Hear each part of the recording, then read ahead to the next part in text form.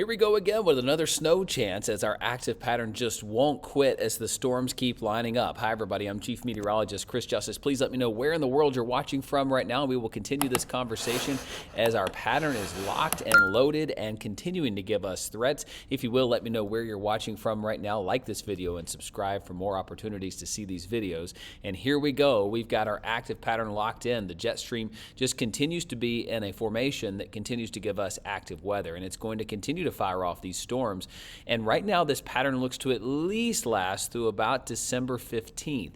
Now, not to say that it won't continue after that, but we could have some really pronounced cool downs across the East Coast and some active weather. Now, beyond the 15th, it actually looks like ridging begins to set up, and that could bring in some warmer air. For you folks wanting a white Christmas, could things be changing? Well, we've seen it try to change before, and then this troughing tries to win back out. In this case, it tries to fight its way back in on the 18th, 19th, but we've got some stuff to track, including another chance for some snow. Let me show you this next storm system that's coming in. It comes in from the southwest. Now, that usually brings in a chance for the south to see some snow, and in this case, it's possible in parts of Tennessee, northern Alabama, northern Mississippi could have some light wintry mix as we go into our Thursday night, Friday morning. That's also possible for the western Carolinas, in particular, western North Carolina. Now, at some form or fashion today, the models have been hinting at that possibility. I want to start first with the GFS model, or no, let me show you the NAM model. This is the latest high-resolution NAM model. Shows our next storm system coming in late Thursday. Now, that could be some light frozen precipitation as it moves in during the evening hours of Thursday for southern Tennessee and into northern Alabama. Don't expect much, mainly just a cold rain, but it's going to be within a few degrees of being a mess. And because of that, I think there is going to be some ice across western North Carolina. This also could be some snow. Models are showing I-40 could see some snow and some ice in some form or fashion from Asheville eastbound. Now, we continue to get the rain into Friday night.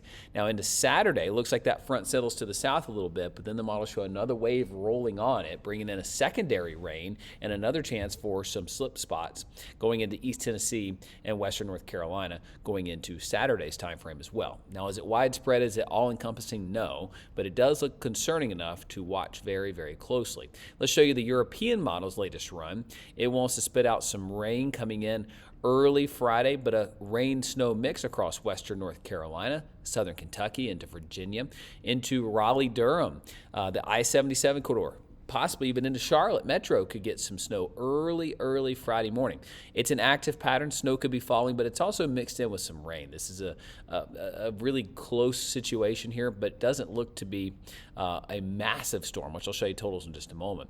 But here we go. That first wave moves off the coast, and here comes the second one moving in midday Saturday, where it could be really wet going into Saturday evening across upstate South Carolina through Georgia into Florida, where we'll be watching closely. And pattern doesn't stop. Looks like into early next week, another big trough digging in, keeping the cold air just locked and loaded across the area.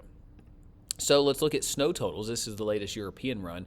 Even in North Carolina where it does snow, the models are not showing a lot, half an inch to an inch, but the ground could be coated here in parts of Middle Tennessee, northern Middle Tennessee into Kentucky. Another dose of snow coming in here for the Midwest, Illinois, Indiana, Ohio. You're talking about another 1 to 3 inches of snow coming in during this dip in the jet stream coming in and that system coming up from the north. So we'll be watching that closely. This would come in Friday for the south, and then you get this dip in the jet stream reinforcing some cold air into early next week for you folks in the Midwest. So let's go back just a beat here and show you the GFS. Did I have that one loaded? Here's the Euro AI.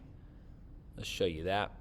I-40 corridor gets a little snow in North Carolina northbound, half an inch to an inch, but enough to look out for. Now, what's interesting here is the ensembles. So you average together all 51 different runs of the European. It actually shows some snow down toward the I-85 corridor in Greenville, South Carolina, northbound. Now, it's not a lot. It's a dusting to a quarter of an inch, maybe a half an inch, but it's got some snow flying around. Now, the greater concentration of that is across western North Carolina, and that's typically where we see this during this time of the year. But the I-85 corridor can be a spot that can get it as well. So that middle ground line is often the battleground area, we call it, from I-40 to I-85, and you live here, you know it, that kind of thing. Let's look at the GFS because it is interesting to watch play out as well. Show you the latest GFS. It shows this storm system coming in as a cold rain on Thursday night, Friday morning. But look at that snow across Asheville eastbound up through the I-40 corridor into Raleigh. It's also got a cold rain most of the day on Friday here across much of South Carolina into North Carolina. Now that settles to the south. Here comes a secondary round coming in Saturday night. Looks like it's 10 p.m. and beyond on the GFS model. It's got a secondary system coming in with some snow Sunday night into Monday for a lot of North Carolina. So, folks, I tell you, the pattern is very active. And if you have things planned Friday morning, Friday afternoon, I think we're really wet across a good bit of the Carolinas with the pattern remaining active here as multiple systems kind of dive in just like that, which keeps us active, keeps us cold. GFS model snow totals sit here in the order of 1 to 3 inches across North Carolina. Now, what's interesting is most of the snow in the North Carolina storm here shows it coming in on the secondary system Sunday into Monday, which the other models don't necessarily have identified well. So we'll watch that. And then for the upper Midwest through the Northeast, you get a little hit coming in early next week, but it really just turns cold. There's not a lot of moisture associated with these next storm systems, although you do get some. GFS ensembles through the 9th and 10th, very similar to the European in the fact that it's got upper parts of South Carolina seeing just a little bit on the ensembles, but these are very minuscule numbers. If you look at how many of the ensemble runs actually show snow, they're a quarter of an inch here. A lot of them may show a little bit, but not a lot, which tells me the pattern identification is there, but it's not a real strong signal for heavy snow at all. The Canadian model, let's just show you that, because sometimes it can split the difference between the American and the GFS, American GFS and the Euro. It's got it kind of right there, upper parts of South Carolina. That'd be Highway 11, typical trouble spot into Friday morning. And then it keeps that ice in place where it could be quite icy going into our Friday night, Saturday time frame here across parts of the Carolinas. And then you stay so active. It stays so cold with a couple of different clipper type systems coming in from the Midwest. You know those are never good for much more than some lake effect or a quick hit of an inch or two. But a couple of them move through, that's enough to be active. Here you go with a fourth or fifth one coming in. The Canadian model's snowfall totals sit and look like this. Much of North Carolina seeing at least the ground covered with a coating, with the Midwest 1 to 3 inches, Northeast, interior parts of Northeast, 5 to 6, maybe 7 inches of snow. So watching that closely. How about Euro ensembles? This is a really good probabilistic way of seeing it. Pretty good chance that I-40 corridor north, that's a 60+% chance of seeing some snow, at least of an inch or greater. You get up here toward the upper parts of the Northeast, New York in particular, guaranteed to see at least an inch of snow. GFS ensembles, same story. Right there along I-40 north, pretty well in the 40, 50, 60% chance range that we'll have to watch closely. How about temperatures? Because they stay mighty cold across the East Coast.